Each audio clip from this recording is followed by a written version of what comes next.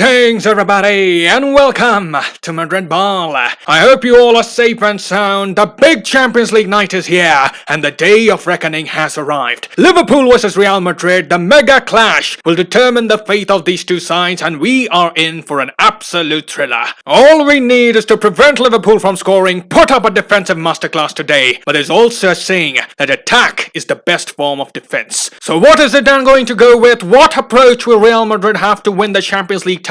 We will be witnessing all of that today, and in this video we will do the match preview of Liverpool vs Real Madrid. We also have some news regarding Mr. Florentino Perez and Sergio Ramos, so let's get started. First up, let's start with Mr. Florentino Perez. Many of you may be already having this information that Mr. Perez will be heading the club for another 4 years. He won his 5th consecutive term as Real Madrid President, and once again he did it unopposed. The man is at a completely different level from the rest. Monday was the last day to file in the nominations to contest the elections, but not a single soul came forward to register his name. There were suggestions earlier that Vincent Boluda and Enrique Riquelme were going to register and challenge Mr. Perez, but both found the task to be too daunting. Vincent Boluda has been a socio of the club since 1998, and he even stepped in as president for Ramon Calderon after it was found that Ramon was falsely elected. But more recently we saw Enrique Riquelme showing more desire to contest the elections. He's a successful businessman in the renewable energy sector, and he had the vision of making Real Madrid more of a global brand. But even he pulled out of the race, citing the timing of the elections and him not having the sufficient amount of time to launch a campaign. We also have to understand that the rules in place to file in a nomination are also quite daunting. A person firstly needs to be a club socio for 20 plus years, and he needs to guarantee 15% of the club's budget, which would currently amount to 92.5 million euros, and that is a huge amount for a person to garner. So we find the path of Mr. Perez to winning his 5th term was quite easy. Recently our Catalan rivals had a hotly contested election, but in Real Madrid there's going to be no such drama, and we hope Mr. Perez will take Real Madrid to new heights in the years to come. Anyways, keeping that aside, we must now talk about the Liverpool game because this is the center of our attention. This is the 3rd consecutive match of high magnitude that we would be playing. We have been superb in the past two, and now we only have one major step to take to try and keep moving forward in the competition.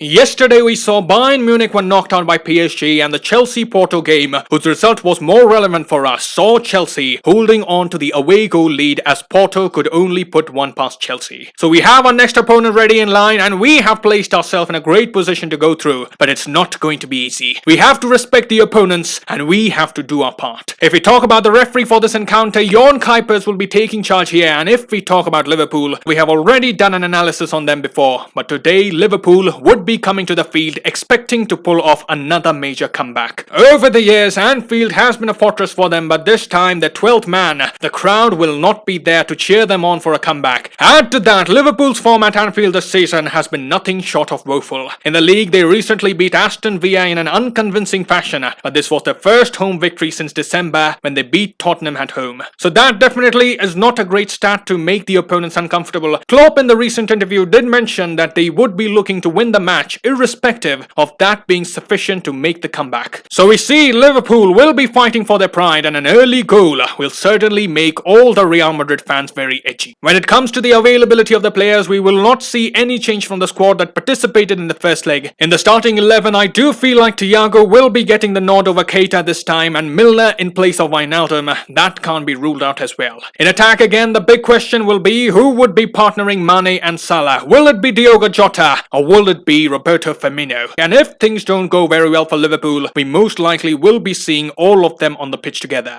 And now coming to Real Madrid, the challenges for Zidane keep piling, and surely the biggest challenge here would be ensuring that Lucas Vasquez is not missed too much today. Vasquez, as we know, is likely to be out of the season with a PCL injury, and in the absence of Carvajal, Odriozola is the only player available in that position. So that is a point of concern for Zidane. Vasquez has been an imperative part of Zidane's tactics this year. He has been superb filling in for Carvajal, and his attack-minded approach also helped Real Madrid a lot. He used to put in some very dangerous crosses for the attackers steaming into the box, so no doubt Odriozola has a big challenge ahead of him. He wasn't convincing against Barcelona, but against Liverpool, he has to play like his life is on the line. He cannot make those defensive errors that he displayed against Barcelona, and if he can hold his own, show a good display, we all would be very relieved. We also would be without the presence of Sergio Ramos. Our captain tested positive for COVID-19 COVID-19 and we extend our best wishes, but obviously the presence of Ramos would have been very helpful for the team. He wouldn't have played, but his words of motivation, his words of encouragement in the dressing room and from the stands, that would have surely spurred the players even more. So we have to keep a calm head here. Liverpool would be coming at us from the get-go, but we have to keep a cool head, ride the early waves of attack that Liverpool would subject us to, and surely there would be chances. We will be having many chances to hit Liverpool on the counter. There will be gaps in defense as Liverpool would be desperate for goals, and if we can score first, that will certainly put the game to bed.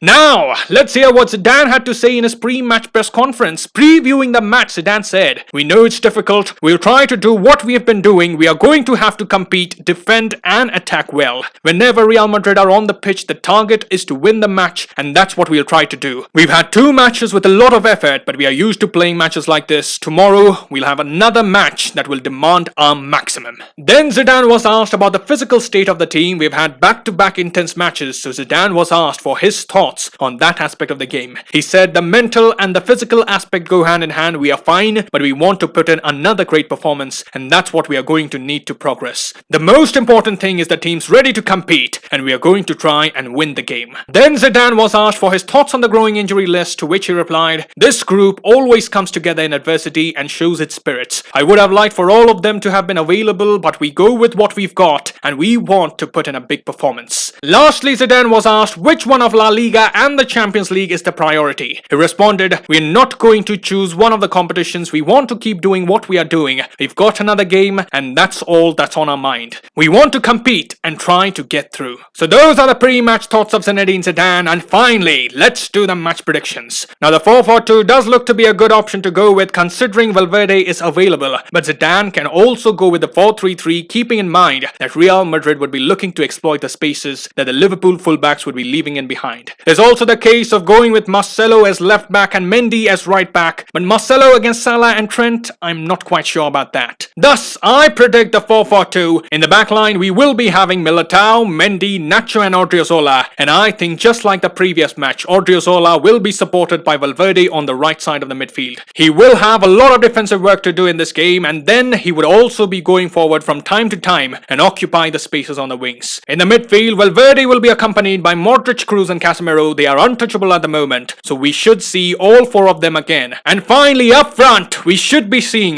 Benzema and Vinicius. Both have shown some amazing performance in the past few games, and they should be starting this one as well. And as for my scoreline predictions, I predict Real Madrid 2, Liverpool 1. Liverpool would be hoping that lightning strikes twice when it comes to their comeback, but we should have faith in our players. We have done so well, we have shown so much improvement, and the calm and composed head of Zidane and co should get the job done for us. And that is all I have in this video. Do let me know how you are feeling ahead of this match, and of course, don't forget to drop in your match predictions. I will see you soon. Till then, take care, glory to Madrid, and as always, a la Madrid!